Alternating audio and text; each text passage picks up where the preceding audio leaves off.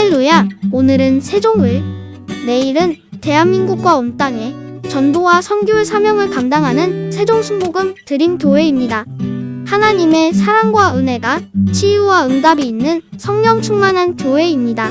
구독과 중보기도로 드림가족이 되어보세요. 오늘도 주 안에서 참 좋은 날입니다. 그 다음 7절요. 일곱째 천사가 소리 내는 날 그 나팔을 불게 될 때 하나님의 비밀이 그 종순자들에게 전하신 복음과 같이 이루리라. 일곱째 나팔을 불면은 어제 거기에서 뭐가 나오냐면 일곱 대접이 나와요. 일곱째 인을 뗄 때 일곱째 나팔이 나왔고, 일곱째 나팔을 불면은 그 나팔에서 일곱 대접이 나오면 일곱 대접이 마지막 심판입니다. 그럼 이제 일곱째 나팔을 불 때는 하나님께서 구약 성경, 신약 성경을 통해서 주의 종을 통해서 끊임없이 예언해온 사건, 그 예언한 사건은 이 땅이 종말되고 주님께서 새하늘과 새 땅과 새 예루살렘을 만드시고 신천신지 영원 무궁세계를 주겠다는 그 예언의 복음의 말씀이 다 이제 완성이 된다는 것을 말하는 것입니다. 우리 하나님께서 끊임없이 구약과 신약을 통하여 이 세상 역사 종말에 대한 것을 예언해 주셨습니다. 그 주의 종들을 통해서 이 복음이 예언된 것이 이제는 이루어진다. 왜? 일곱 나팔 불면 이제 마지막 일곱 대접 심판이 나옵니다. 일곱 대접 심판만 나면은 끝나요. 다 이루어지고 마는 것입니다. 하나님의 계획한 비밀, 이것이 하나하나 다 베일이 벗겨지고 모두 다 이루어지게 되는 것입니다. 우리가 지금 공부하고 있는 요한계시록은 하나님의 비밀입니다. 자, 8절요. 하늘에서 나서 내게 들리던 음성이 또 내게 말하여 가로되 내가 가서 바다와 땅을 밟고 섰는 천사의 손에 펴놓은 책을 가지라 하기로. 자, 지금은 하늘과 땅을, 바다와 땅을 밟고 있는 천사의 손에 적은 책을 들고 있는데 하늘에서 음성이 나서 가라기를 네가 가서 그 손에 있는 책을 네가 받아라. 그 손에 있는 책은 책 내용이 가득 기록되어 있는데 그걸 네가 받아라. 이거는 이제 하나님의 계획을 요한에게 계시해 주겠다는, 책을 받아 읽으면 알잖아요. 그러니까 요한에게 이제 후 3년 반 동안에 일어날 그 모든 하나님의 비밀을 기록한 책을 네가 받아라. 하나님이 사람들에게 알려주겠다는 것입니다. 일곱 울의 소리는 임몽하라. 이것은 네가 소유하지 말라고 했는데 이 한 바다와 땅을 밟고 있는 천사가 들고 있는 그 책은 네가 받아라. 9절요. 내가 천사에게 나아가 작은 책을 달라 한즉 천사가 가로되 갖다 먹어버리라. 내 배에는 쓰나 내 입에는 꿀같이 달리라 하거늘. 그래서 예언적 사명을 주는 것입니다. 받아서 먹는 것은 예언적 사명인 것입니다. 여러분, 우리 주의 종들도 주일날이나 설교할 때 그냥 와서 설교하는 건 아닙니다. 하나님께 간절히 기도해서 하나님께로부터 말씀을 받는 겁니다. 레마를. 하나님이 말씀을 영감을 통해서 주실 때 그를 마음속에 받아 먹고 그 말씀 받아 먹은 것을 소화시켜서 주일날 말씀의 젖을 성도들에게 먹이는 것입니다. 그래야 목회가 되는 겁니다. 하나님께로부터 말씀을 받아서 내가 먼저 먹지 아니하고 적당히 남은 것 그냥 뺏겨가지고 설교하면 은혜가 전혀 안 되고 그런 교회는 죽어버립니다. 그렇기 때문에 주의 종이라는 것이 그렇게 쉽게 되는 건 아닙니다. 주의 종은 기도를 통해서 명상을 통해서 하나님의 말씀을 받아 먹을 줄 알아야 되는 것입니다. 지가 먼저 먹어야 남에게 전달해 주지. 자기가 받아 먹지 않은 것 남에게 어떻게 전달합니까? 주의 종이라는 것은 말씀을 먼저 받아 먹어야 돼요. 그래서 여기에 요한이 후 3년 반 동안 일어날 일들을 예언하기 위해서도 머릿속에 적당히 생각한 거 아닙니다. 주님께로부터 말씀을 받아서 먹을.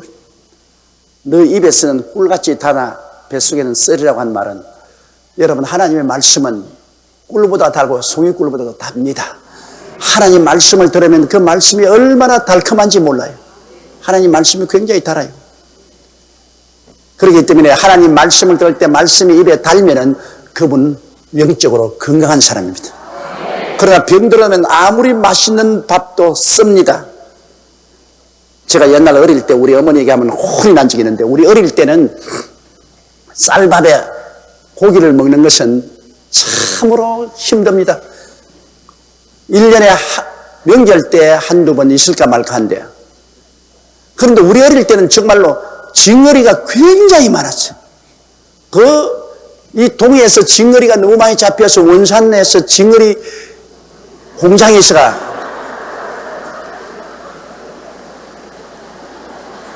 왜 웃어요?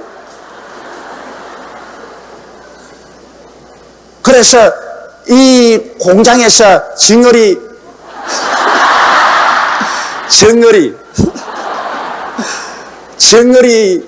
비료로 만들어서, 비료로 그 기름을 짜가지고서 그걸 가지고서 뭐 화장품도 만들고, 그걸 가지고서 거름도 삶고 그랬습니다. 거름을 삶을 만큼 그렇게 정어리가 많았어요. 근데 그 정어리가 아예 그냥 잘 구워놓으면 꽁치같이 굉장히 맛있어요. 꽁치는 정어리 사촌이지만은 정어리가 정말 맛있다고요.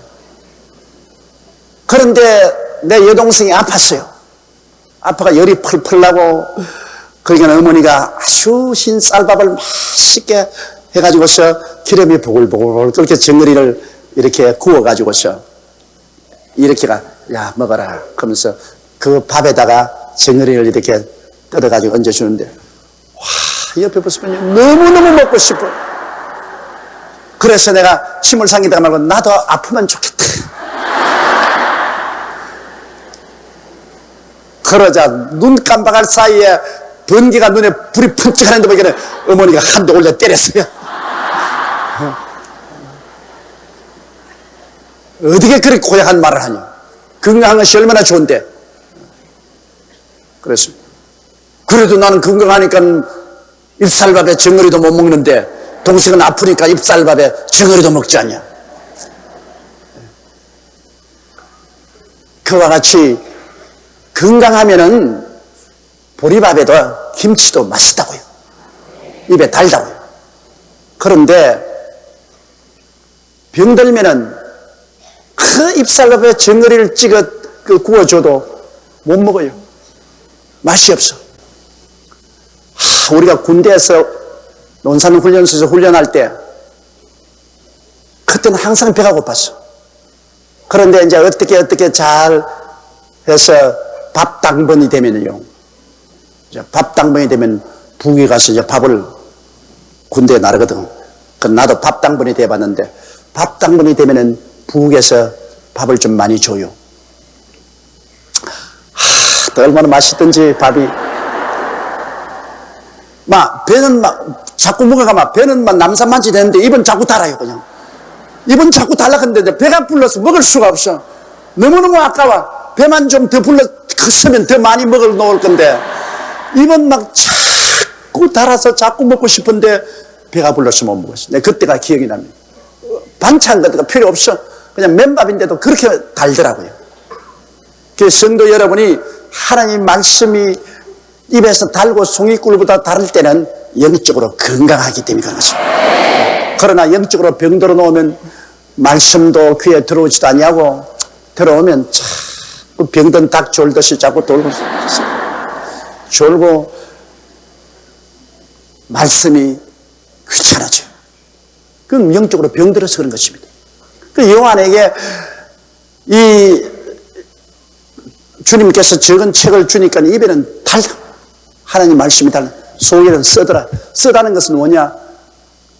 이 예언의 말씀이 결국에는 마지막 심판의 말씀이기 때문에 얼마나 많은 사람이 죽고 세계가 무너지는 쓰디쓴 일이 일어날 것이기 때문에, 말씀 그 자체는 너무나 달지만은, 그러나 그 말씀에 예언한 결과는 너무나 쓰디쓴 체험을 하게 될 것이라는 것입니다. 이러므로 후 3년 반 동안에 일어날 그 예언의 말씀을 요한이 받았기 때문에, 얼마나 후 3년 반 동안에 이 지구의 최후 비참한 일들이 날 것을 이게 미리 보여준 것입니다. 입에는 다나 뱃속에서는 쓰더라. 10절요. 내가 천사의 손에서 작은 책을 갖다 먹어버리니 내 입에는 꿀같이 타나 먹은 후에 내 배에서는 쓰게 되더라. 11절요. 저희가 내게 말하기를 내가 많은 백성과 나라와 방언과 임금에게 다시 예언하여야 하리라. 이게 바로 그 책의 내용인 것입니다. 네가 3년 반 동안 예언했는데 이제 또 이 책에 기록한 후 3년 반 동안에 많은 백성과 나라와 방언과 임금에게 다시 예언을 해서 종말에 가져올 것이라. 이것이 바로 전 3년 반 요한계시록 6장에서부터 시작해서 9장까지 전 3년 반 다 끝나고 후 3년 반 11장에부터 시작하는 후 3년 반이 오기 전에 후 3년 반 동안 예언할 요한에게 주님께서 선지자의 사명을 주는 그 의식이 여기에 놓여 있는 것입니다. 자, 그러면 이제 11장. 주님이 말씀한 대로 이제는 신속히 지구 회복의 마지막 역사가 이루어질 장면이 11장부터 나오는데 그 11장에는 하나님께서 심판하기 전에 구원할 자를 구원한 장면이 나옵니다. 하나님의 역사는요, 심판하기 전에 구원할 자를 미리 구원하신 것입니다. 노아 홍수 때 보십시오.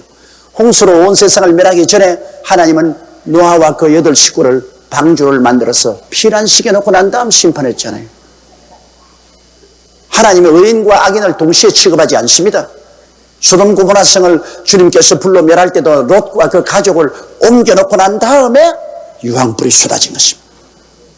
그런데 성도가 심판을 통한다고, 환난을 통한다고 그렇게 말하는 것은 잘못된 것입니다. 진실로 성도는 하나님 미리 다 공중에 피난시켜 놓고 이 땅에 시험을, 기름 준비한 5 처녀가 통하지, 기름 준비한 5 처녀는 미리 하나님이 피난시키는 것입니다. 그러면 이 후 3년 반의 환난은 지구 최후의 환난인데 그 환난이 있기 전에 주님께서는 유대 민족 중에 하나님이 합당하다고 정한 사람을 미리 피난시킵니다. 우리가 뒤에 보면 페트라라는 성, 지금 요르단 땅에 있는 페트라라는 성으로 주님께서 한때, 2때, 반때, 3년 반 동안 피난시킬 모습을 보여주고 있는 것입니다. 그러면 11장 보십시다. 또 내게 지팡이 같은 갈대를 주며 말하기를 일어나 하나님의 성전과 제단과 그 안에서 경배하는 자들을 청량하라. 자, 청량의 사역이 일어나는 것입니다.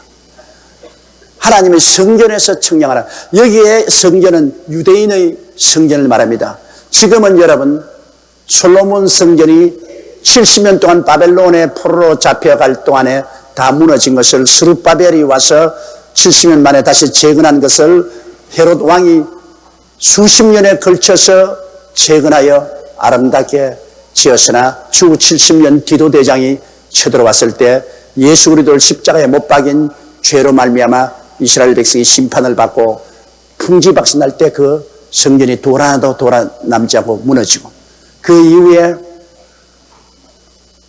아랍 사람들이 들어와 가지고서 모슬렘 모스크를 그게 지었습니다. 지금 예루살렘 옛날에 그 시온산에 있는 그 성전은 바로 솔로몬 성전 그 터전 위에 모스크가 지어져 있습니다.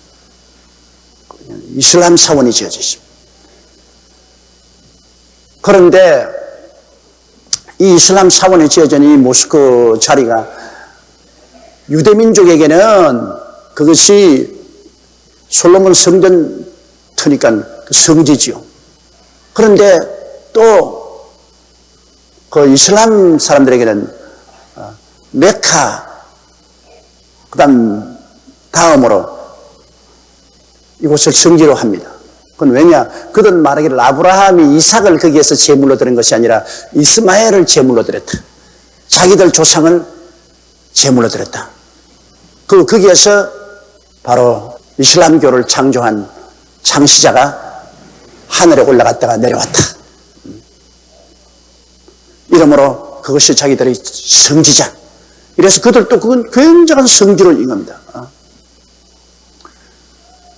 그러므로 그것은 그 유대민족의 성지요, 이슬람 사람들의 성지요, 우리 기독교 믿는 우리들도 우리의 믿음의 조상 아브라함의 아들 이삭이 그게 제물로 들었으므로 기독교의 성지로 됩니다. 이에서 종교적으로 굉장히 갈등이 심하기 때문에 지금 그 성전을 헐고 이스라엘 백성들이 만일 유대민족의 성전을 지으려고 하면 전쟁이 벌어집니다. 10억 아랍 민족과 이스라엘 간에 무지무지한 전쟁이 일어날 것입니다. 그러므로 지금 이스라엘 백성들은 그곳에 성전 짓는 것이 그들의 소원입니다. 그게 성전을 짓는 설계 이미 다 끝났습니다.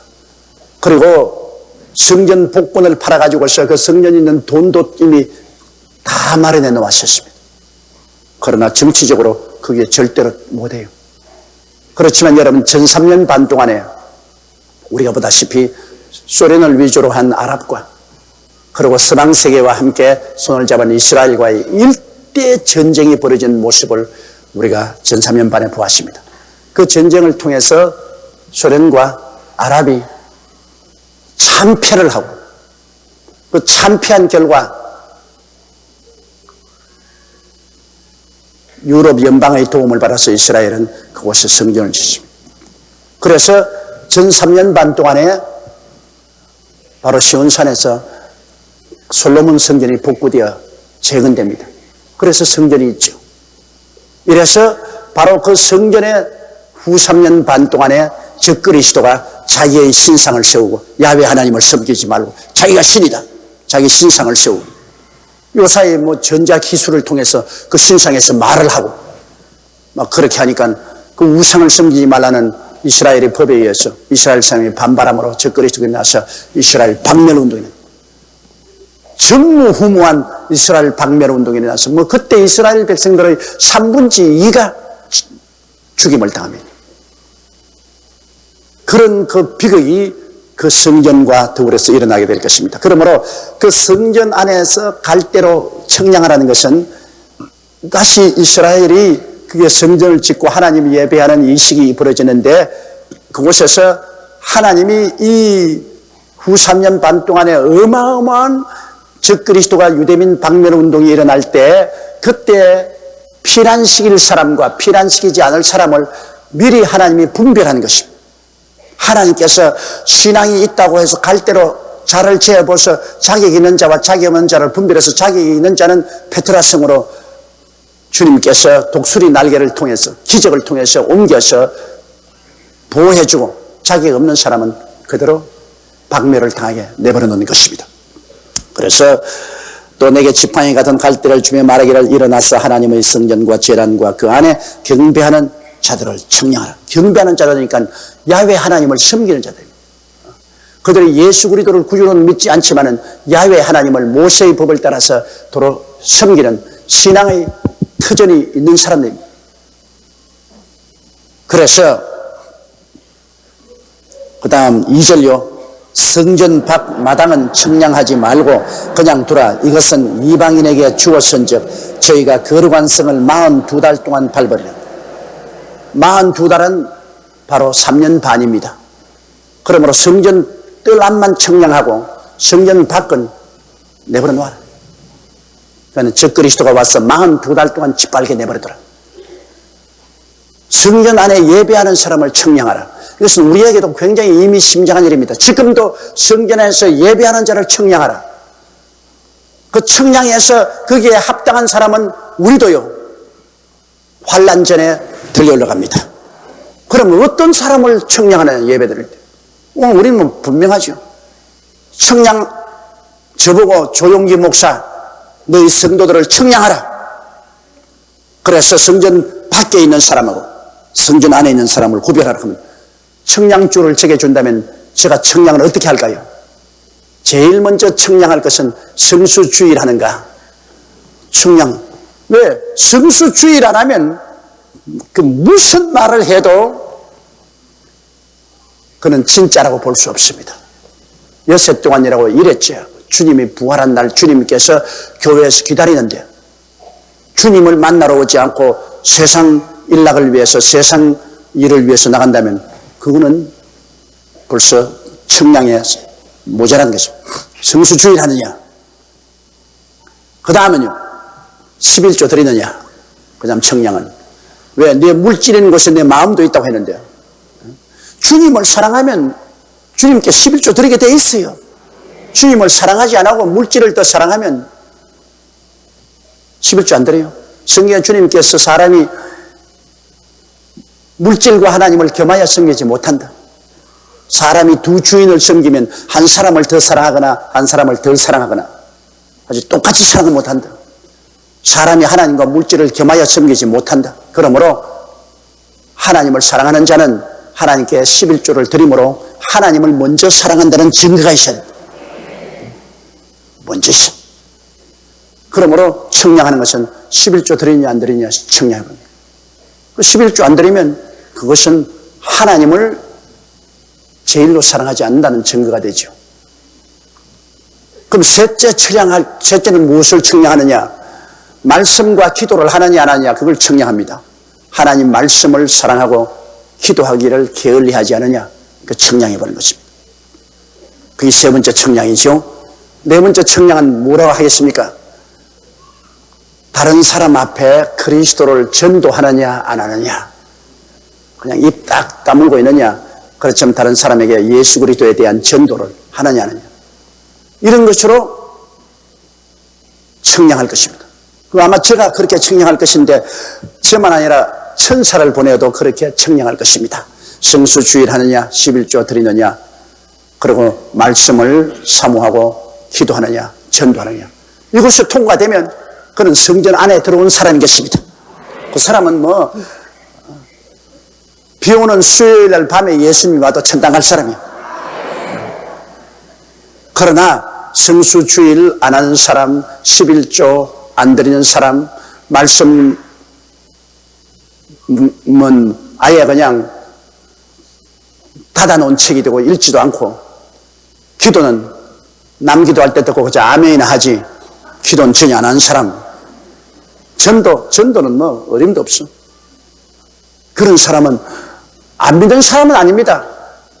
믿는 사람이지만은 청량의 다림줄에서 낙방을 했기 때문에 환난을 통할 사람들인 것입니다.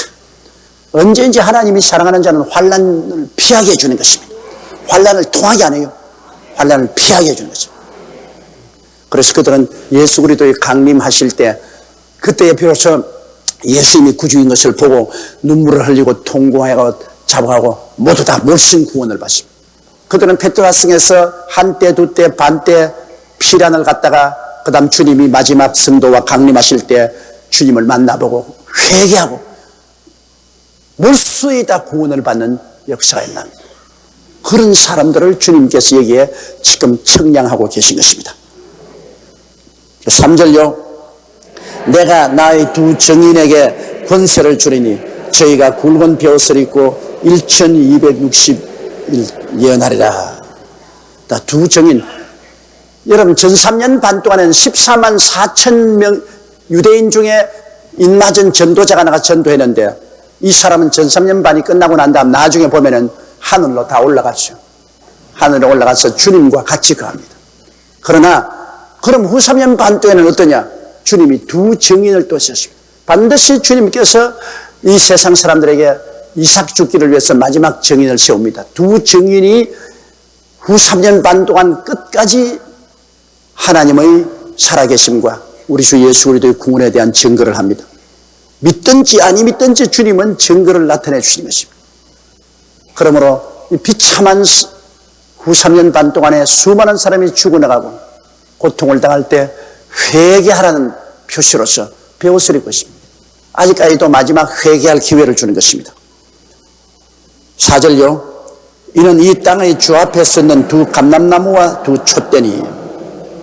자, 여러분, 여기 보니 이게 두 증인은 벌써 구약시대 주님 모시기 500년 전, 지금부터 2500년 전에 스가리아스에 보면은 그가 환상 가운데 보니까 하나님 보좌 앞에 두 감람나무와 두 촉대가 있다가, 감람나무에서 기름이 나와서 두 촉대에 불을 밝혔다. 그러므로 이 두 감람나무와 두 촉대는 누구일까? 2500년 전부터 주님을 섬기고 있다가 그분들이 마지막 때에 후 3년 반 동안에 이 땅에 와서 굵은 베옷을 입고 주님을 증거하겠다. 자, 그 다음 우리 계속 읽어보십시다. 만일 누구든지 저희를 해하고자 한 적 저희 입에서 불이 나서 그 원수를 소멸하니 누구든지 해하리 하면 반드시 이와 같이 죽임을 당하더라. 서서히 그렇게 저 그리스도가 지배하는 그곳에서도 이 두 증인을 손 못 댑니다. 왜? 손 대려면 입에서 불이 나와서 죽는. 이 두 증인이 증거할 동안에는 두 증인에게 손을 못 대어 체포하러 오면은 그냥 하늘에서 불이 내려와서 다 죽어버려요. 체포가 안 돼요. 6절요. 저희가 권세를 가지고 하늘을 닫아 그 예언하는 날 동안 비오지 못하게 하고 또 권세를 가지고 물을 변하여 피되게 하고 아무 때든지 원하는 대로 여러 가지 재앙으로 땅을 치리로다. 우리가 구약 성경이나 신약 성경을 통해서 가만히 생각해 볼 때 물을 변하여 피되게 하고 하늘을 닫아서 비오지 않게 하고 이런 역사를 한 분이 딱 한 분이 있어요. 누굽니까? 모세가 보면은 물을 변하여 피되게 하고 하늘 문을 닫았다가 열었다가 했지 않습니까? 그러므로 틀림없이 이 사람은 모세와 비슷한 사람입니다. 그 다음에 하늘에서 불이 내려오게 한 것은 엘리야 아닙니까? 그렇죠. 가멜산에서 바알 신의 제사장들과 경쟁할 때도 하늘에서 불이 내려오고 엘리야. 그리고 또 그를 잡으러 온 사람들에게도 불이 내려왔어. 멸하게 하는. 모세와 엘리야와 같은 사람일 것이다. 두 증인은. 모세와 엘리야는 벌써 2500년 전에 있던 사람이에요. 그러므로 모세와 엘리야라고 하는 사람들도 있고 그리고 에녹과 엘리야라고 하는 사람들도 있습니다. 근데 그건 뭐 누군지는 아직 우리가 짐작은 할지라도 실제로는 모르겠어요. 확실히 아는 것은 후 3년 반 동안에 주님께서 증인을 보내는데 그 두 증인이 굉장히 모세와 같고 엘리야와 같은 그러한 위대한 능력을 가지고서 불을 내려오게 하고 하늘을 닫아 비오지 않게 하고 재앙으로 치는 이런 역사를 베푸는 하나님의 일꾼이라는 것을 우리가 짐작할 수가 있습니다. 자, 그 다음 7절요. 저희가 그 증거를 마칠 때 무적행으로부터 올라오는 짐승이 저로 더불어 전쟁을 일으켜 저희를 이기고 저희를 죽일 터인즉. 그들이 증거를 마칠 때쯤 되면 이제 후 3년 반쯤 증거 끝마칠 때 무적행으로부터 올라오는 짐승, 즉 마귀와 싸웠어. 그들이 져요. 죽임을 당합니다. 그럼 왜냐하면 안 죽고 올라갔으니까 한번 죽어야 되는 거예요. 하나님이 허락하사 그들이 죽고 그렇게 사흘 반 동안 예루살렘 거리에 던져 놓았다가 온 세계가 인공위성과 텔레비를 통해서 이 사람 죽은 것을 보고 전부 다 선물을 보내고 박수를 칩니다. 왜? 이 사람들이 살아있을 동안에 그 불신자들에게 하늘 문을 닫아 비가 오지 않게 하고 재앙을 쳤으니까 이 사람을 처치도 못하고 곤란당했다가 이 사람이 죽었으니까 얼마나 좋다고 야단법석을 합니까? 그런데 사흘 만에 부활해서 하늘로 올라가 버리는 것입니다. 그런 역사가 일어나는 것입니다. 8절요. 저희 시체가 큰 성길에 있으리니 그 성은 영적으로 하면 소돔이라고도 하고 애굽이라고도 하니 곧 저희 주께서 십자가에 못 박이신 곳이라.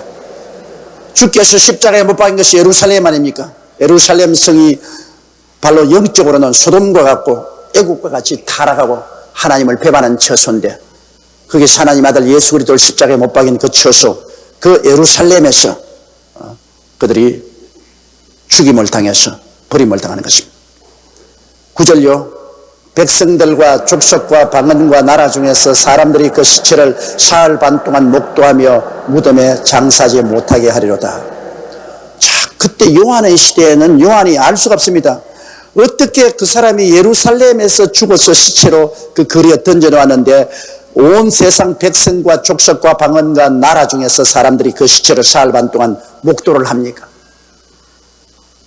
그때는 여러분 만원경도 없었는데 그 예루살렘 거리에 죽어서 넘어지는데 중국이나 일본이나 한국이나 저 고라파나 아프리카에서 어떻게 봅니까? 그러니까 그때 요한이 이 예언을 적으면서도 참 희한하다고 생각했답니다. 지금은 누구도 다 볼 수 있어요. 오늘도 여러분 가서 텔레비 한번 틀어보세요. 온 지구상 어느 곳에 일어나는 것도 환하게 안방에서 볼 수 있지. 그러니까 2000년 전에 이미 요한은 오늘날 인공위성을 통해서 온 세계가 한 집안이 되어서 지구 구석구석에 일어나는 사건을 안방에서 볼 수 있다는 그 사실을 이게 기록하고 있는 것입니다. 그러므로 이 두 증인이 증거하는 동안에 온 세계가 다 보고서 저놈 죽여라, 저놈 죽여라, 죽이려만 가면 입에서 불이 나와서 태워버리고 죽이지 못하다가 마지막 후 3년 반 끝에 무정에서 올라오는 마귀와 싸워서 그가 죽임을 당합니다. 그 시체가 예루살렘 길거리에 3일 반 동안 내어 던져놓았습니다. 그 모든 사람이 다 봐, 텔레비로. 그래가 박수를 치고 선물을 보내고 이제 우리 살았다고 야는 10절요. 이 두 선지자가 땅에 거하는 자들을 괴롭게 한 거로 땅에 거하는 자들이 저희의 죽음을 즐거워하고 기뻐하여 서로 예물을 보내리라 하더라. 자, 11절요. 3일 반 후에 하나님께로부터 생기가 저희 속에 들어가며 저희가 발로 일었으니 구경하는 자들이 크게 두려워하더라. 사흘 반 동안 완전히 죽었는데 나사로가 죽은 지 나흘 만에 부활하듯이 사흘 반 동안 길거리에 던져서 부패하기 시작했는데 하나님의 생기가 들어오니까 그냥 그대로 살아서 일어났어요. 여러분, 사람이 과학적으로 보면 죽어서 다시 살지 못하지만 하나님의 생기가 들어오면 이 돌들로도 아브라함의 자손이 되게 만드시는 것입니다. 하나님의 생기가 들어오면 뭐 그냥 살아나요. 그냥 살아나요. 우리 부활의 날에도 하나님의 생기가 우리에게 들어오면 우리가 다 살아나고 변화되지 않습니다. 하나님 생기가 들어오면 이 사람들이 살아서 일어나서 두 발로 섰습니다. 그러니까 구경하는 자들이 크게 두려워하죠. 야, 이거 죽은 줄 알았는데 이것도 또 살아나서 일어났으니 이거 후환이 크겠다. 굉장히 두려워합니다. 12절요. 하늘로부터 큰 음성이 있어 이리로 올라오라 함을 저희가 듣고 구름을 타고 하늘로 올라가니 저희 원수들도 구경하더라. 이리로 올라오라. 하늘나라 수레가 왔어요. 하늘나라 수레가 사람 눈에 보이는 구름같이 보입니다. 하늘나라 수레가 와서 그들을 태우고 하늘로 데리고 올라갔습니다. 그 시에 큰 지진이 나서 성 10분의 1이 무너지고 지진에 죽은 사람이 7천이라 그 남은 자들이 두려워하여 영광을 하늘의 하나님께 돌리더라. 비로소 예루살렘 시니까 그 시의 10분지 1이 무너지고 그리고 7천 명이나 지진으로 죽고 하니까 그들이 야, 이거야말로 하나님의 역사. 다른 세상 사람들은 하나님을 모르기 때문에 하나님께 영광을 안 돌리지만 이는 예루살렘에서 일어났으니까. 예루살렘이 원래 성지고 성경의 나라 아닙니까? 그러니까 그들이 그때야 비로소 와, 이거 하나님의 역사다. 그리고 하나님을 두려워하기 시작한 것입니다. 14절요. 둘째 화는 지나갔으나 보라 셋째 화가 속히 오리로다. 화가 있을지어다고 마지막 전사면반 천사가 독수리 천사가 하늘로 향해서 나는데 그 첫째 화가 유브라데 강이 마르고 2억의 중국 군대가 서방을 침략해 올 준비를 하는 그 첫째 화고 그 다음 둘째 화가 바로 이 두 천사가 두 증인이 증거할 동안에 하늘문을 닫고 비를 오지 않게 하는 이런 화.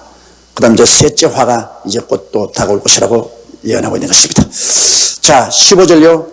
일곱째 천사가 나팔을 불며 하늘에 큰 음성이 나서 가로되 세상 나라가 우리 주와 그리스도의 나라가 되어 그가 세스도로 왕노하리로다 하시니라.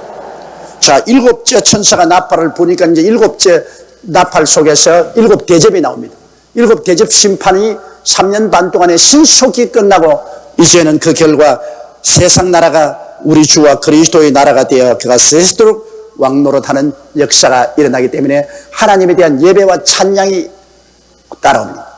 이제 마지막 심판의 마지막 시간이니까 하나님께 대한 예배와 찬송이 그게 나옵니다. 16절요. 하나님 앞에 자기 보좌에 앉은 24 장로들이 엎드려 얼굴을 띄고 하나님께 경배하여 가로되 이제 세상 구속이 가까웠으니까 24 장로는 구약 12지파와 신약 12사도들을 대표하는 구원받은 사람들을 대표하는 것입니다. 모든 구원받은 사람들이 하늘에서 하나님 보좌에 엎드려서 예배하고 찬미합니다. 이제는 모든 슬픔이 사라지고 그들의 원한이 다 갚아지고 이 세상이 하나님의 소유가 되기 때문인 것입니다. 그 찬양하는 찬양이 17, 18절에 기록되어 있습니다. 우리 다 읽으십시다. 감사옵나니 옛적에도 계셨고 지방도 계신 주 하나님 곧 전능하신 이여 친히 큰 권능을 잡으시고 왕노로 하시도다. 이방들이 분노하며 주의 진노가 임하여 죽은 자를 심판하시며 종신자들과 성도들과 또 물은 대수하고 주의 이름을 경외하는 자들에게 상 주시며 또 땅을 망하게 하는 자들을 멸망시킬 때로소이다. 이제 주님께서 구원받은 사람을 공중에 데리고 올라와서 예수 그리스도와 7년 혼인잔치를 하고 이제 상급 줄 때 아닙니까? 이 땅에서 주를 위해서 일하는 사람 그 일의 정도에 따라서 상급을 줘요. 상급을 주고 그리고 이제 주를 반대하는 모든 사람들을 주님께서 강림하심으로 다 짐승의 표를 받은 사람을 심판하고 짐승과 저 그리스도와 그 선지자는 불과 영으로 타는 못에 던지고 마귀와 그 귀신들은 무지갱으로 가두고 그리고 하늘과 땅을 새롭게 하여 천년왕국이 시작되는 그 놀라운 장면이 눈앞에 나타나니까 성도들이 하나님을 경배하고 기뻐서 예배하고 찬미하는 장면이 나오는 것입니다. 그 다음 19절요.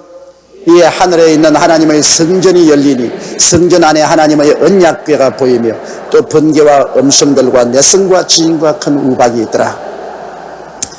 이제 그 장면에서 하늘에 있는 하나님의 성전이 열리면서 하나님의 언약궤가 보입니다.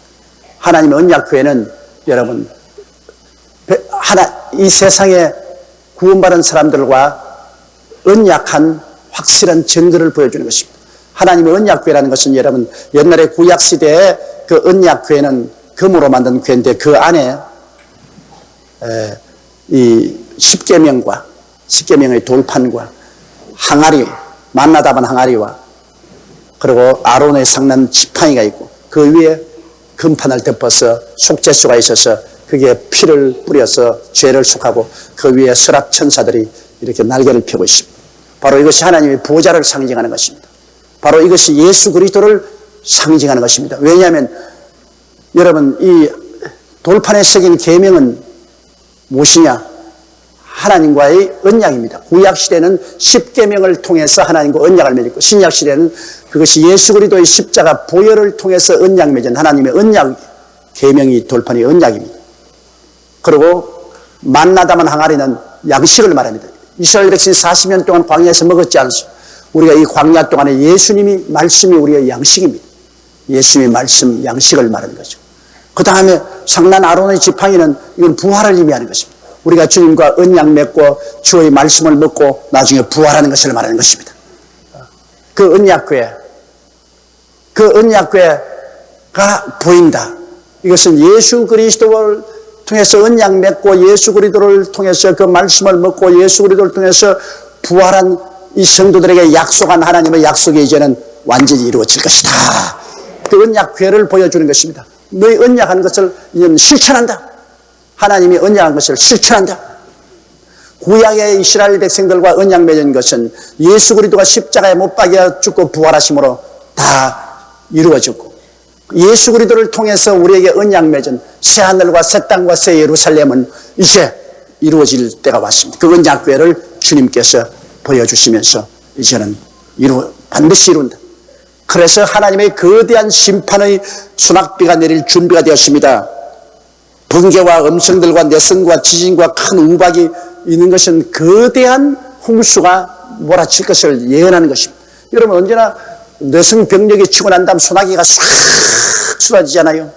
그러니까 보좌에서 하나님의 언약궤가 보이고 이제 언약을 완전히 성취하기 위해서 내성 병력이 치는 것은 하나님의 거대한 심판의 수낙비가 내릴 것을 보여주는 것입니다. 그래서 요한계시록 12장에 보면은 이제 여기에서 적극적으로 사탄이 공중에서 쫓겨내려오고 그 사탄이 적그리스도 속에 들어가서 있는 적그리스도가 짐승이 되어버립니다. 유럽 연방의 지도자인 적그리스도 그때까지는 그래도 사람으로 있었는데 사탄이 그 속에 들어가 버립니다. 쫓겨내는 용이. 그래서 그가 짐승이 되버립니다. 완전히 짐승같이 되고 일어나서 이스라엘 박멸 운동을 일으키는 것입니다. 12장부터 19장까지는 아주 박력이 있고 흥미진진하고 굉장한 일이 일어난 장면을 우리가 볼 수 있을 것입니다.